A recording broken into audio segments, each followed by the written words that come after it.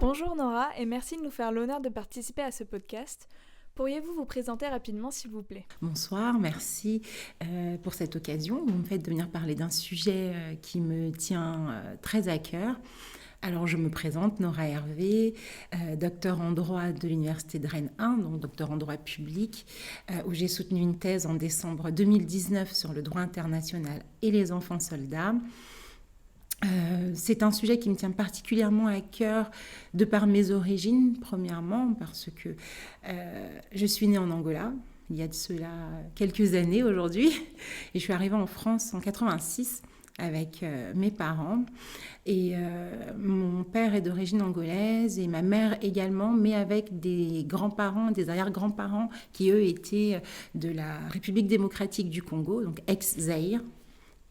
Donc, je ne vous cache pas que les conflits armés, j'en ai entendu parler toute ma vie, puisque mes parents avaient encore de la famille, que ce soit en Angola dans les années 90, où le conflit faisait encore rage, et en RDC, où ils ont encore de la famille, encore à ce jour, ou dans certaines zones comme l'Ituri, le Nord Kivu, il y a encore des conflits armés. Et puis enfin, il y a eu ce voyage en 2010 où je suis retournée en République démocratique du Congo pour la première fois, que j'appelle souvent terre d'origine, qui m'ont nourrie aux premières heures de ma vie. Et une rencontre, un témoignage avec une ancienne enfant soldat qui m'a complètement bouleversée. Et je me suis posé une question peut-être ridicule à l'époque, mais comment c'est possible encore aujourd'hui alors qu'il existe des dispositions juridiques qui interdisent cela ? Puis après, la machine s'est mise en place et j'ai trouvé un directeur de thèse qui a eu confiance en moi ici et qui a encadré mes travaux de recherche et m'a aidé jusqu'au bout. Donc c'est comme ça qu'est né ce projet d'une thèse sur le droit international et les enfants soldats. Pouvez-vous nous donner une définition de ce qu'est un enfant soldat en nous précisant quelles sont les causes et leur implication dans les hostilités ? Alors déjà, d'un point de vue terminologique, lorsqu'on entend l'expression enfant soldat, la notion enfant soldat, on a une impression d'antinomie, puisque un enfant, ça représente la vulnérabilité, l'insouciance, le besoin de protection, tout simplement. Alors qu'en face, on a soldat. Or, un soldat, ça fait référence à un adulte, et d'autant plus à un adulte aguerri aux arts de la guerre, j'ai envie de dire. Juridiquement parlant, il n'existe pas de texte de droit international qui définisse la notion d'enfant soldat, c'est-à-dire qu'il y a un silence du droit positif à ce titre, c'est-à-dire que même si vous vous attachez à prendre en matière de droit humanitaire les conventions de Genève, leur protocole additionnel de 1977 ou la Convention internationale des droits de l'enfant et son protocole additionnel de 2000, ou encore les chartes prises par l'Union africaine, que sont la charte des droits et du bien-être de l'enfant, ou encore la Convention de Kampala sur les personnes déplacées, aucune ne définit la notion d'enfant soldat, ni même, et c'est même surprenant, la C182, comme on l'appelle, c'est-à-dire la Convention de l'Organisation internationale du travail sur les pires formes de travail des enfants, qui évidemment parle aussi des enfants soldats. Mais aucune ne définit.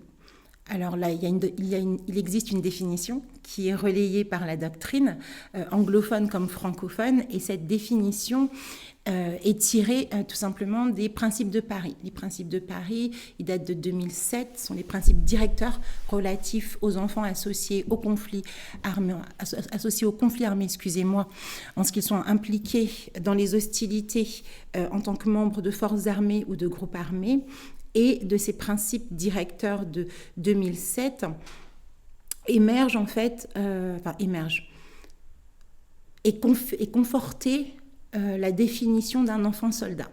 Puisque avant ces principes directeurs de 2007, il y a eu les principes du CAP en 97, qui eux posaient une définition de l'enfant soldat. On est en dehors du droit positif, mais il existe une définition de l'enfant soldat dès 97, d'accord ? En 2007, maintenant, au principe de Paris, le terme enfant soldat disparaît et on parle désormais d'enfants associés à un groupe armé ou à une force armée, d'accord ? Et la définition qui en résulte, c'est qu'un enfant associé à une force armée ou à un groupe armé, donc un enfant soldat tout simplement, est un enfant, qu'il s'agisse d'une fille ou d'un garçon, âgé de moins de 18 ans, qui est ou a été recruté, employé par des forces armées ou des groupes armés, quelle que soit la fonction qu'il y exerce. Donc à titre d'exemple, que ce soit la fonction de cuisinier, de porteur, d'espion, de combattant, quelle que soit la manière dont il est utilisé, et même à des fins sexuelles, cet enfant rentre dans la définition de l'enfant soldat. Et les principes de Paris ajoutent même qu'il ne s'agit pas exclusivement des enfants qui participent directement aux hostilités. Donc aujourd'hui, c'est ça la définition qui est relayée de la notion d'enfant soldat. Et pour ce qui est des causes, des raisons de leur implication dans les hostilités, elles sont diverses. Il peut s'agir de pauvreté, tout simplement pour manger, d'un besoin, d'une nécessité, je dirais, de protection aussi, lorsque par exemple tu n'as plus de famille, plus de proches pour s'occuper de toi, d'idéologie également, que ce soit idéologie religieuse, patriotique, ou encore même par vengeance. Parce qu'il peut arriver que, je prends un exemple tout simple, un groupe armé, un pays en conflit, aujourd'hui les conflits sont majoritairement de caractère non international, donc on utilise le terme souvent guerre civile, donc ce sont des conflits internes au sein des frontières d'un État. Un groupe armé contre les forces armées gouvernementales, donc les forces étatiques, les forces de l'État, en tout cas les forces armées nationales. Et le groupe armé dans une certaine région va venir et va massacrer tout le monde dans le village. Et du coup, l'enfant qui survit à ce traumatisme peut, par désir de vengeance, décider peut-être d'intégrer un groupe armé ennemi de celui qui a massacré son village, ou peut-être une force armée, les forces armées gouvernementales, si la loi de l'État en question autorise l'enrôlement d'enfants de son âge dans ces forces armées nationales, évidemment. Et enfin, sur le pourquoi ces groupes armés ou les forces armées recrutent des enfants soldats, concernant les forces armées, je dirais que tout dépend de l'âge minimum, ou en tout cas de l'âge légal en fait, d'intégration, d'incorporation au sein de ces forces.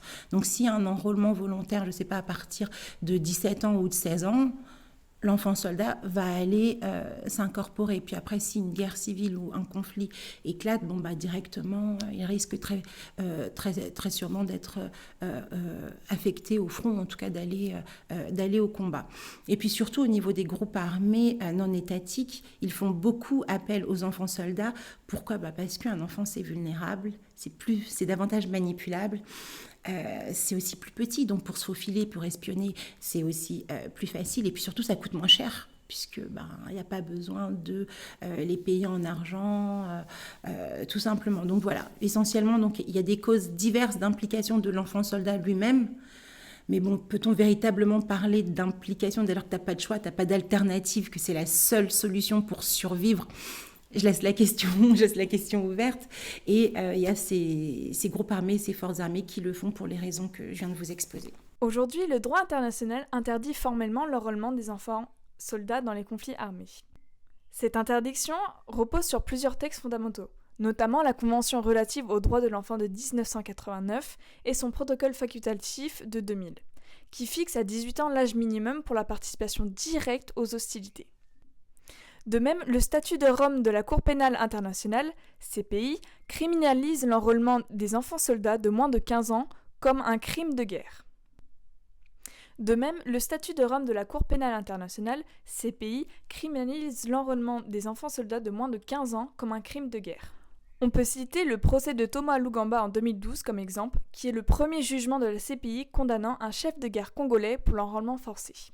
Ainsi, est-ce que vous pouvez nous parler de ces pays qui utilisent encore les enfants soldats et quel âge ont-ils ?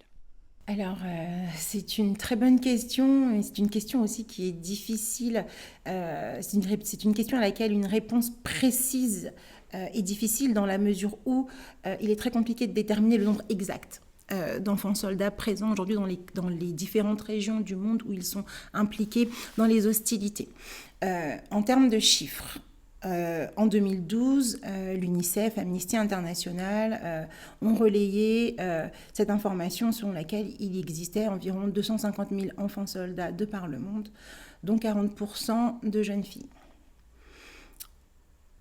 en 2022, donc 10 ans plus tard, pourtant une décennie plus tard, la représentante spéciale du secrétaire général des Nations Unies pour les enfants et les conflits armés rend son rapport. Et dans ce rapport, on se rend compte que les chiffres ont augmenté. Désormais, on estime ce nombre à 300 000, dont la moitié seraient des jeunes filles. Donc, quand on parle de fléau, c'est véritablement un fléau. Et les pays qui recrutent ces enfants soldats, donc majoritairement, malheureusement, jusqu'à ce jour, puisque c'était déjà le cas avant, on en retrouve la grande majorité sur le continent africain. Je pense notamment à la République démocratique du Congo, où dans le rapport de 2022, la représentante spéciale indique que rien que sur l'année de décembre 2020 à décembre 2021, puisque son rapport a été rendu en janvier 2022, on a comptabilisé 3090 recrutements d'enfants soldats utilisés pendant les hostilités. Donc, comme je vous disais, la République démocratique du Congo, nous avons également le Mali, le Soudan du Sud. Il y a également le Nigeria, la République centrafricaine. En Asie, il y a le Myanmar. Et ce ne sont que des exemples, donc c'est vraiment pas exclusif ce que je suis en train de vous dire. Et à titre d'exemple, au Moyen-Orient, il y a l'Afghanistan et la Syrie. Et en Syrie, par exemple, sur la même période, de décembre 2020 à décembre 2021, il y a eu le recrutement de près de 1100 enfants soldats. Donc c'est malheureusement encore très d'actualité.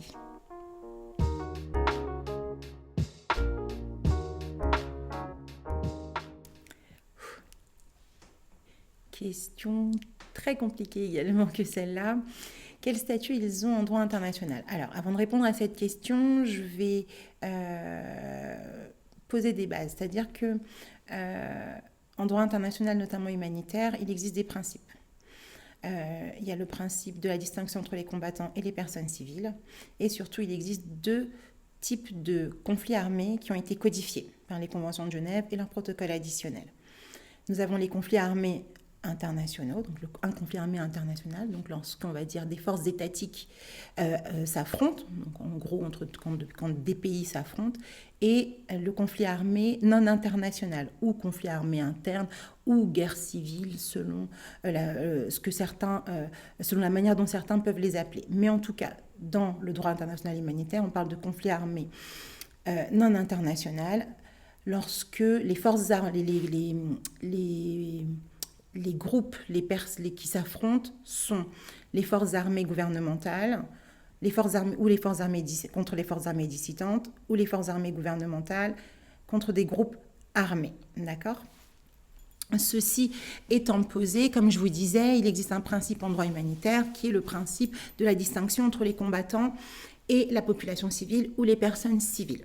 Maintenant, on prend un exemple, un conflit armé international dans lequel deux États s'affronteraient. Chaque État autoriserait, selon sa législation, l'incorporation dans ses forces d'enfants de moins de 18 ans. On aurait ainsi en présence, en théorie, des enfants soldats sur le champ de bataille. Selon le droit international, l'article 43 du protocole additionnel 1, il me semble, aux conventions de Genève, dit que les combattants, ce sont les membres des forces armées. Donc, dès lors, il y a un statut. Ils ont un statut juridique posé, codifié, qui sera un statut de combattant. Mais la difficulté avec les enfants soldats, c'est que dans les dernières décennies, les conflits armés ont été de caractère non international. Et que le statut de combattant n'est pas codifié à l'article 3 des 4 conventions. Donc, l'article 3 commun aux 4 conventions de Genève, qui lui est relatif au conflit armé international, ne codifie pas ce statut de combattant, ni le statut de personne civile, ou en tout cas le statut de population civile, même s'il en fait mention.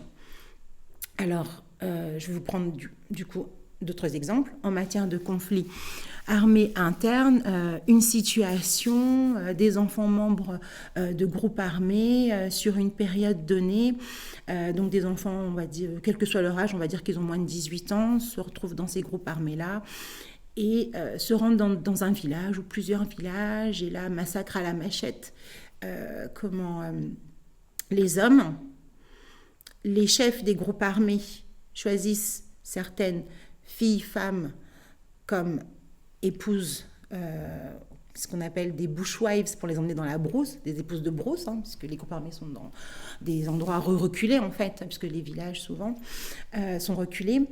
Et là, après, ces enfants soldats mutilent les filles et les femmes qui n'ont pas été choisies pour être amenées dans le bush, puisque, et ça c'est une réalité, c'est ce qui s'est passé entre 2009 et 2011 en RCA, en République centrafricaine, en RDC, où en fait il y a un groupe armé qui effectivement a fait ça, ça a été relayé notamment pas mal, et lorsqu'ils mutilaient les femmes et les filles du village, ces mutilations à la lame de rasoir, les oreilles et la bouche, tu n'as rien entendu, tu ne parles pas.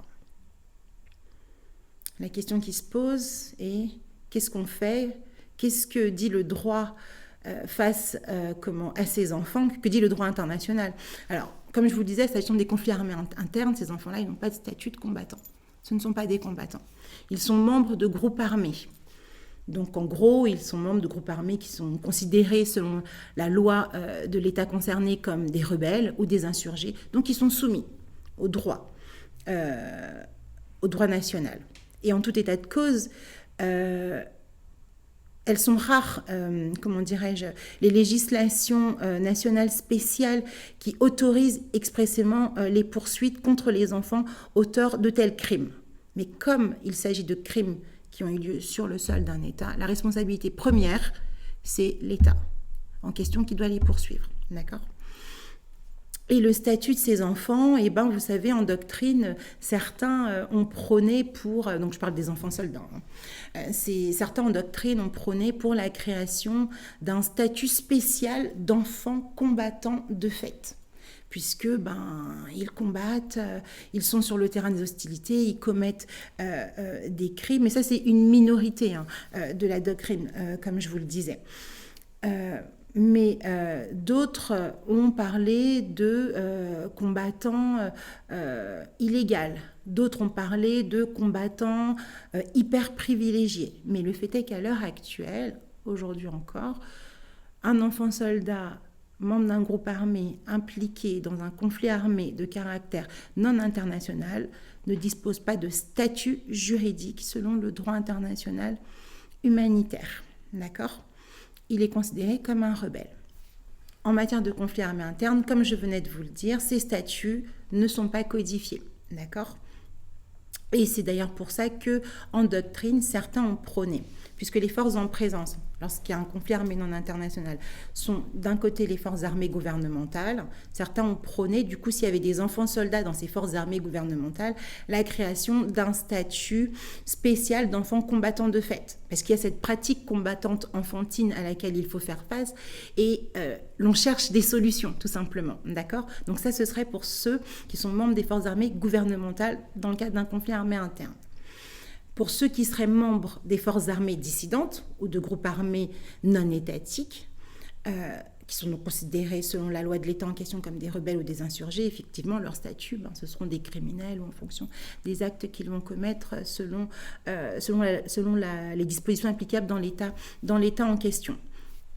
Mais alors à ça s'ajoute la question des enfants soldats qui participent aux hostilités, et des fois de manière directe, sans appartenir, sans incorporation, ni au sein des forces armées gouvernementales, ni au sein d'un groupe armé non étatique ou de forces armées dissidentes.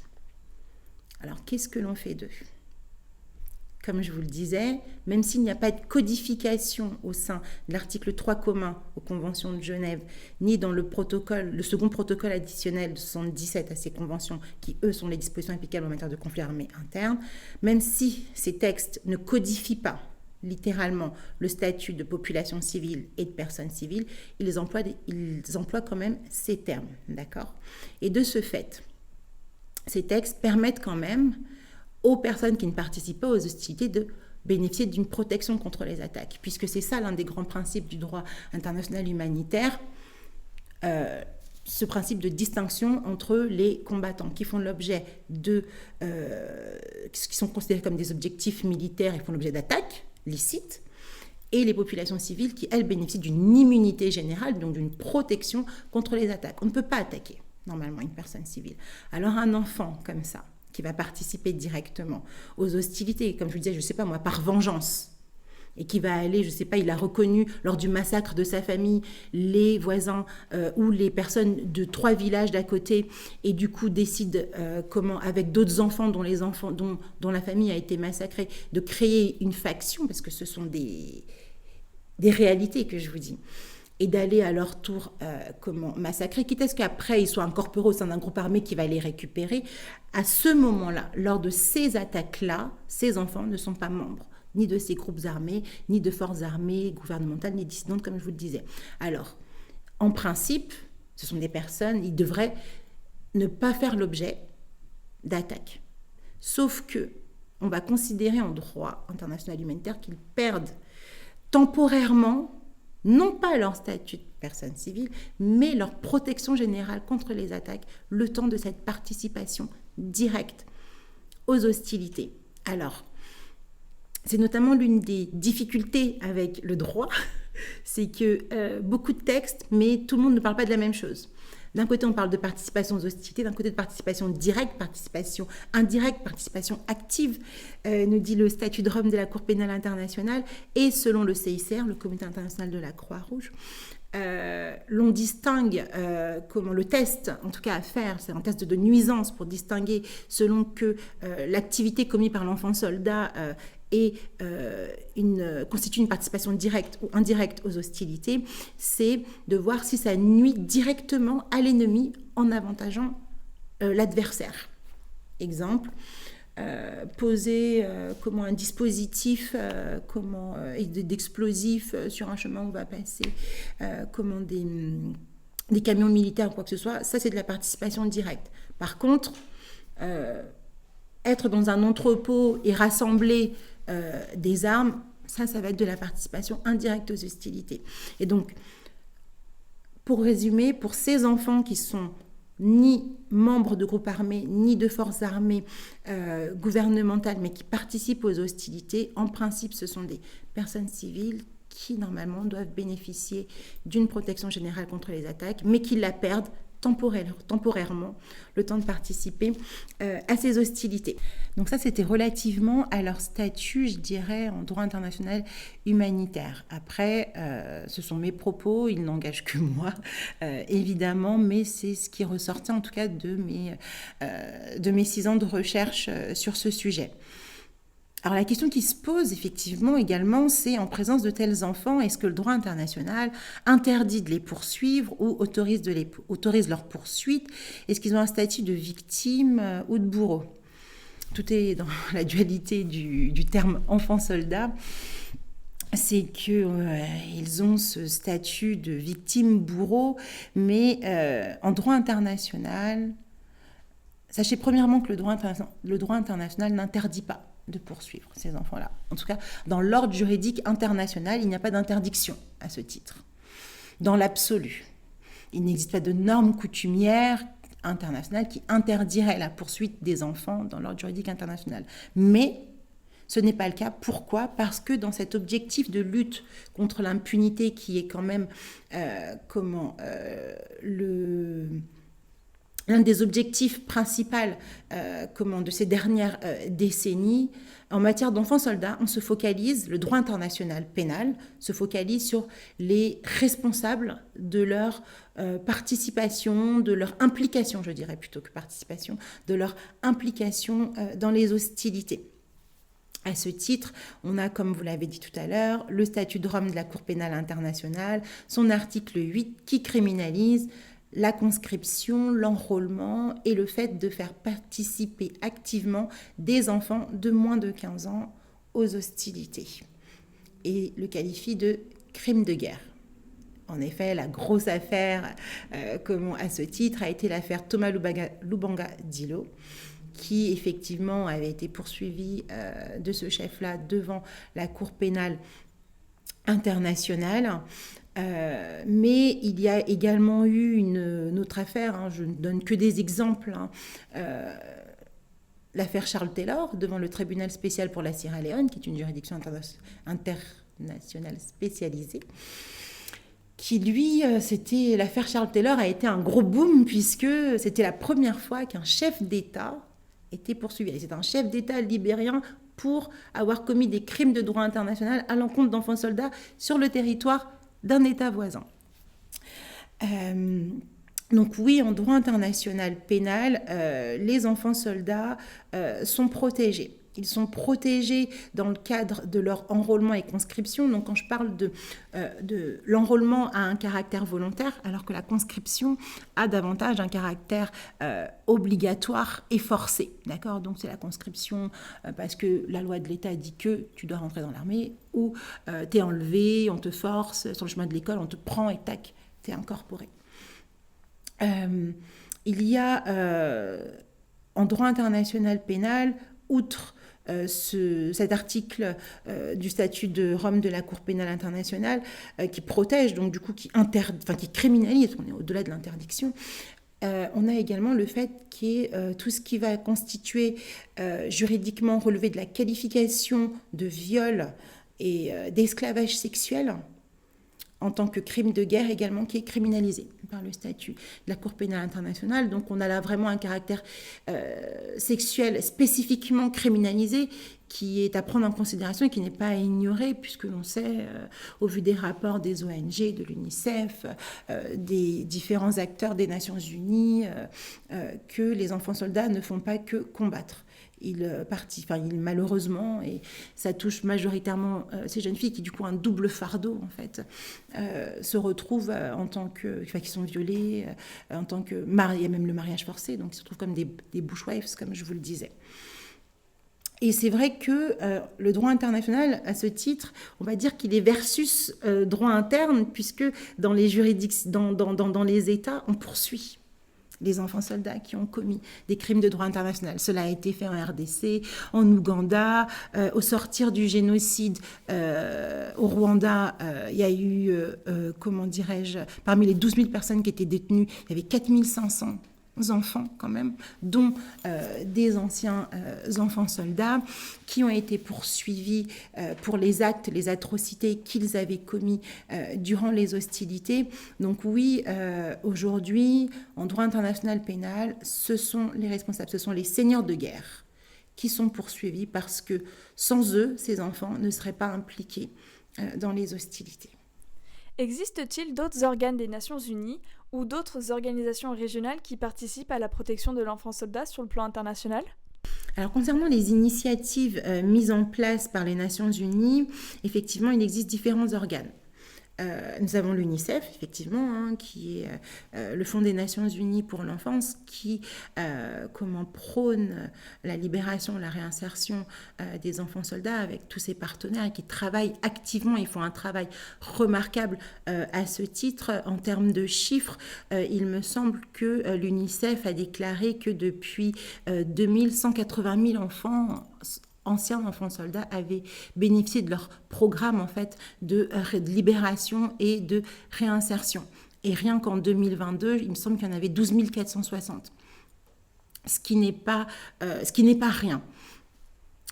Hormis l'UNICEF, il y a également le Conseil de sécurité, puisque le Conseil de sécurité a été institué, son objectif, il intervient dès qu'il existe une menace contre la paix et la sécurité internationale, et le Conseil de sécurité, à ce titre, sur le fondement du chapitre 7 de la Charte des Nations Unies, peut prendre des sanctions coercitives, dont l'objectif est de dissuader. Et c'est notamment ce qui a été fait à l'encontre d'entités ou d'individus, notamment, une fois encore et malheureusement, concernant la République démocratique du Congo. Donc ils sont venus mettre en place, en termes de sanctions, notamment des embargos, des gels de fonds également pour ces entités qui, sur le territoire de la RDC, continuaient à recruter et à utiliser des enfants soldats. Le Conseil de sécurité œuvre également au moyen de l'élargissement des mandats des OMP. Donc les OMP, ce sont les opérations de maintien de la paix, casque bleu si vous voulez pour résumer, qui voient leur mandat notamment impliquer le désarmement et la démobilisation, des enfants soldats. Donc nous avons ça. Les Nations Unies ont également, ce sont des exemples, c'est vraiment pas exclusif ce que je suis en train de dire. Nous avons tous ces rapports en fait qui sont déposés par, comme je vous disais, le secrétaire général d'un côté, la représentante ou le représentant lorsque c'est un homme ou une femme, selon que c'est un homme ou une femme, donc le représentant ou la représentante du secrétaire général des Nations Unies pour les enfants et les conflits armés. Il y a un groupe de travail du Conseil de sécurité sur les enfants impliqués dans les conflits armés. Donc on a véritablement un mécanisme de surveillance et de communication de l'information pour savoir comment évolue ce fléau, comment est-ce qu'il y a des progrès, qu'est-ce qui se passe pays par pays. Et lorsque vous lisez ces rapports qui sont disponibles sur le site des Nations Unies, ce sont des rapports de plusieurs pages qui effectivement vont pays par pays sur une période de 1 an ou de 2 ans, disent quelles sont les évolutions qui ont été faites. Donc les Nations Unies, acteurs majeurs là-dessus, il n'y a pas de débat. Puis évidemment, la Cour pénale internationale qui est un peu le bras armé des Nations Unies. Alors concernant les autres organisations régionales qui œuvrent également à la lutte contre ce fléau, il y a l'Union africaine, de par le fait notamment qu'une grande majorité des enfants soldats sont sur le continent africain. À ce titre, l'Union africaine a adopté également des conventions, à savoir la Charte africaine des droits et du bien-être de l'enfant, un protocole à la Charte africaine des droits de l'homme et des peuples relatif aux droits des femmes qui lui interdit le recrutement et l'utilisation de filles âgées de moins de 18 ans. Mais également la Convention de Kampala sur les personnes déplacées qui interdit cela. Et en plus, ces dernières années, l'Union africaine a créé un groupe de coordination sur les enfants dans les conflits armés afin en fait de collaborer avec le bureau notamment de la représentante spéciale pour les enfants et les conflits armés sur ce sujet. Et notamment, il me semble qu'en novembre 2021, ce bureau avait participé à la 3e réunion de ce groupe de coordination.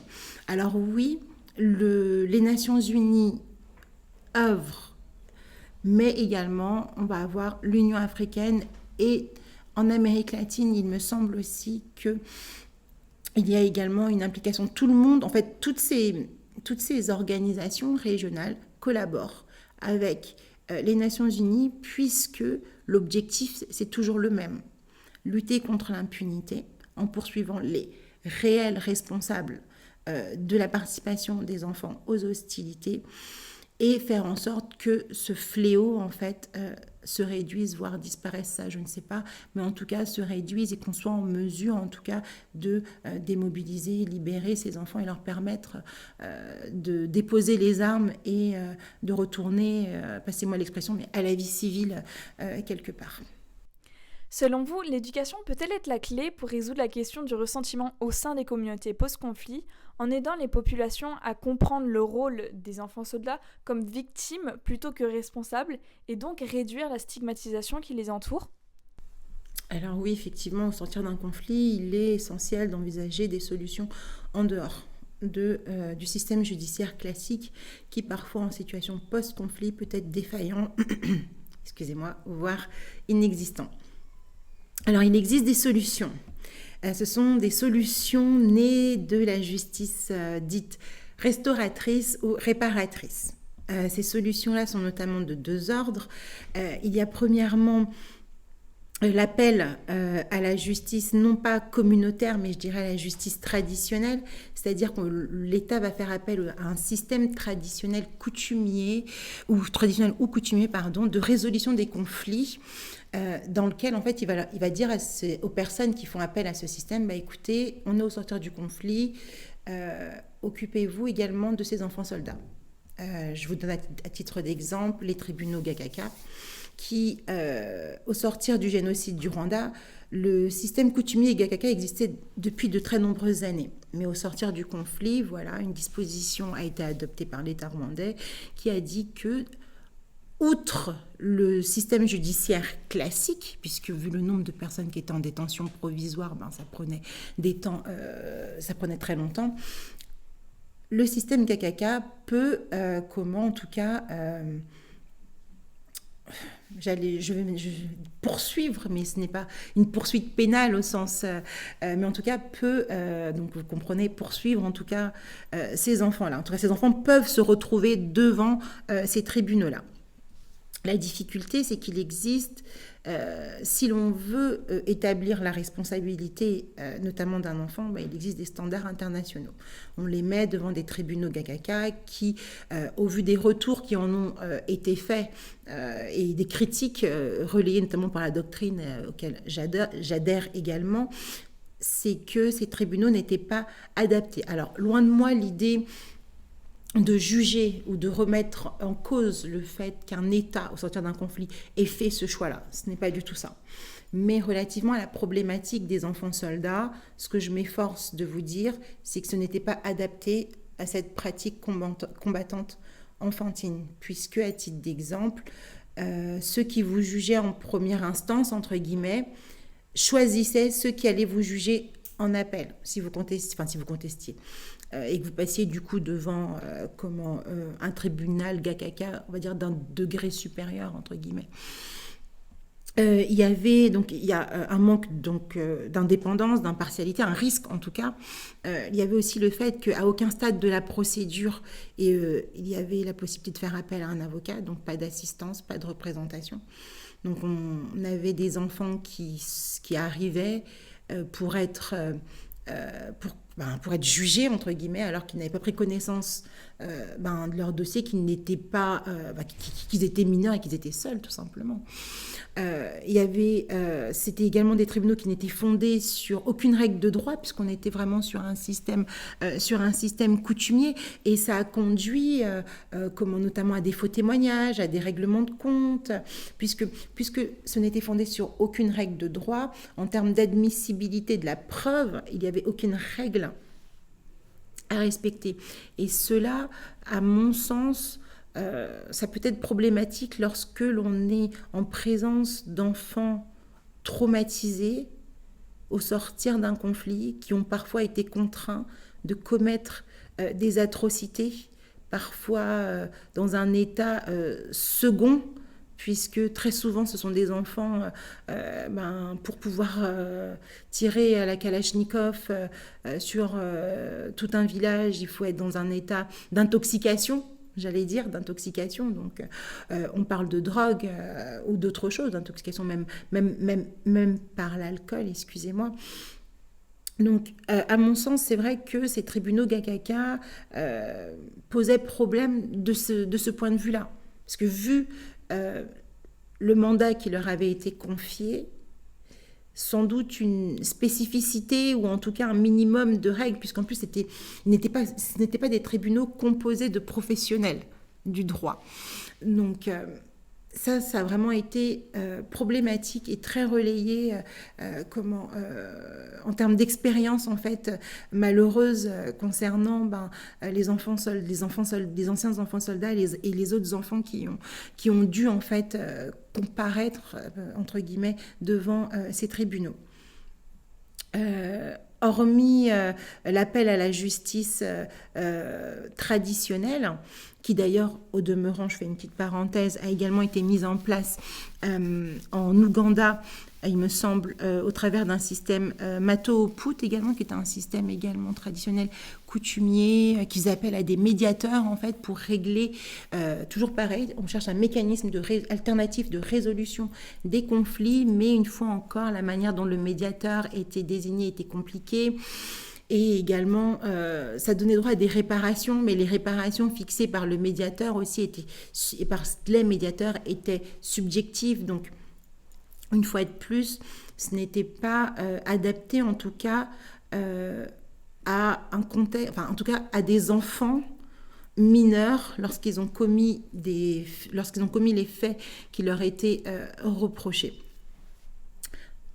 hormis cette justice traditionnelle qui s'inscrit, comme je vous disais, dans une idée de justice réparatrice, de restauratrice, parce qu'au sortir d'un conflit, on veut réparer le passé et réconcilier pour pouvoir avancer. Il y a eu aussi les commissions vérité-réconciliation, ce qu'on appelle souvent dans le jargon les CVR ou les CVA, commission vérité-amitié, qui ont été instituées, et notamment, il y en a eu en Sierra Leone et au Libéria, qui ont également eu pour mandat d'écouter cette fois-ci les enfants soldats. Alors, je suis une partisane de ces commissions-là, et je vais vous expliquer pourquoi. Parce que l'enfant soldat est généralement vu comme un bourreau de la part de ses victimes, ou comme une victime de la part peut-être des autres personnes qui disent ce n'était pas de sa faute, passez-moi l'expression, mais en gros c'est comme ça. Mais il y a cette dualité, bourreau-victime, cette dichotomie-là qui lui colle à la peau. Devant les commissions vérité et réconciliation, on transcende cela. C'est-à-dire que l'enfant qui va être auditionné, il ne vient plus en qualité de victime ou de victime d'un enrôlement, ni de bourreau pour la commission de telle ou telle atrocité, mais son statut devant ces commissions est celle de témoin. Donc, il vient en qualité de témoin pour raconter le récit, pour raconter la vérité. On est en quête de cette vérité-là pour pouvoir réparer. Et de ce fait, à mon sens, les commissions vérité-réconciliation sont un plus en dehors du système judiciaire qui, comme je vous le disais, peut être traumatisant et inadapté, des fois, au sortir d'un conflit, à la situation des enfants soldats. Également, ces commissions vérité-réconciliation, elles sont également, en tout cas elles ont ma ferveur, puisqu'elles ne recherchent pas en fait la responsabilité pénale. On parle davantage de responsabilisation. La responsabilisation passe par le fait de dire la vérité, donc de reconnaître ce que tu as commis, ce que l'enfant soldat a commis et les conséquences qui vont avec. Mais alors vous me direz, quid des victimes de ces enfants soldats. Et c'est ça qui aussi est intéressant, en tout cas à mon sens, avec ces commissions vérité et réconciliation, c'est que concernant les victimes, il existe également des réparations qui vont être mises en place. Alors en termes de réparation, et c'est là que ça se détache du droit pénal classique, où normalement la réparation est attachée à l'auteur de l'infraction, c'est que ces réparations, qu'elles soient individuelles ou collectives, ne sont pas supportées par l'auteur. Elles vont être supportées, par exemple, ou par l'État, ou par la région, pour parler d'une manière que tout le monde puisse comprendre, par la région, par la collectivité, pas la collectivité dans le sens du village, mais par l'équivalent du département, si vous voulez, si on veut parler par rapport à la carte administrative de la France. Et ça permet également de toucher quelque part les victimes, puisque les victimes de ces enfants soldats, lorsque l'enfant soldat va raconter son histoire, derrière, il peut y avoir une forme de réparation aussi d'elle psychologiquement, dans le sens où un pardon peut arriver. Cette recherche ou cette quête, entre guillemets, du pardon à travers le repentir également est l'un des objectifs des commissions de vérité et réconciliation, pour aider derrière les victimes à se reconstruire en fait. Et en résumé, avec les commissions de vérité et réconciliation, à mon sens, on n'oublie personne. On veut reconstruire tout le monde. On ne veut que personne ne reste au bord du chemin. Et pour moi, quand Louis Joinet disait que les 4 piliers de la lutte contre l'impunité sont le droit le droit de savoir, le droit à la réparation, le droit au non-renouvellement et le droit à la justice, et pour moi, les commissions de vérité et réconciliation, même si elles ne satisfont pas de manière parfaite cela, elles y tendent néanmoins davantage que le système judiciaire relativement aux enfants soldats. Quelles sont les solutions nées en droit interne en dehors de la voie judiciaire classique pour faire face à la participation des enfants soldats lors des hostilités ? Alors à mon sens, l'éducation des communautés des enfants soldats en priorité est très importante pour lutter contre le fléau des enfants soldats, puisque pour certains enfants, un groupe armé peut être un alternatif au manque de scolarisation. Maintenant, pour répondre véritablement à votre question, je ne sais pas si éduquer les communautés au phénomène, à la réalité de vie des enfants soldats pourrait les aider à ne plus, à moins stigmatiser en tout cas ces enfants. C'est dans ce sens-là que vous me posez cette question. Je ne sais pas, puisque vous savez, au sortir d'un conflit, la guerre, c'est quelque chose d'horrible. C'est quelque chose je pense que l'on ne peut pas comprendre dont on ne peut pas comprendre la portée et les conséquences lorsque l'on n'a jamais vécu dans un pays en guerre avec cette nécessité de survie absolue. Alors il me semble difficile de dire que en éduquant les communautés au sortir d'un conflit, ou en tout cas en faisant de la prévention peut-être en amont, elle stigmatiserait moins ses enfants. Non, parce que si ta fille, excusez-moi, je parlais franchement, on l'a violée ou on l'a mutilée, elle a été violée, elle a été mutilée. Et ça, au sortir d'un conflit, il y a de la souffrance, il y a un besoin de justice quelque part. Et je pense que, autant je suis d'accord avec vous sur le fait qu'il faut lutter contre la stigmatisation des enfants soldats, mais sans ignorer que derrière chaque atrocité commise par un enfant soldat, il y a aussi une victime qui, elle aussi, a droit à la justice.